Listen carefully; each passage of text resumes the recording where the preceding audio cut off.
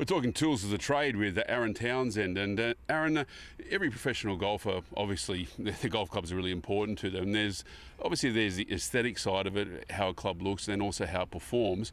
What do you look for, first of all, in a set of golf clubs? More importantly for me is the aesthetics. I need to like the way it looks, looking down at it. Performance, they all fairly perform pretty much the same, but the look is more important to me. And so what do you like about this set of clubs you've got here? You're obviously using Titleist MB Forge. What do you like about these?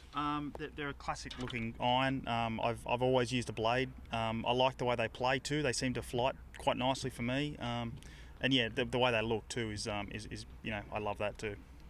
When you say the way they flight, how do these perform differently to, say, a cavity back club? I think because the weight's down a little lower, I like the way they sort of go through the wind a little bit. I feel like I can control them a lot better than I could perhaps a perimeter weighted club. I think from a little bit of testing I've done, you get a similar flight no matter every sort of time. I like the playability I get out of these. And tell us a little about the setup of the clubs in terms of shaft and length. Okay, it's fairly straightforward. They're only half inch over standard.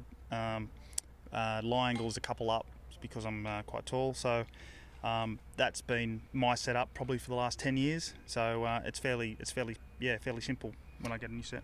Shaft flex? X flex. That just is about an S300, I think, equivalent, something like that. They're not overly strong, but it seems to match my speed. And just finally, looking at the setup of your bag, I notice you've got a pretty strong set of wedges here. 4 pitching wedges, 46 through to 58. Has that always been the way you've set it up?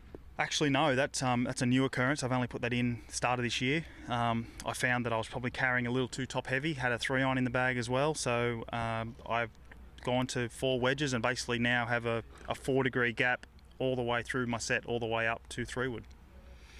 Well, great to have a chat to Aaron Townsend about his setup of his bag. That's Tools of the Trade.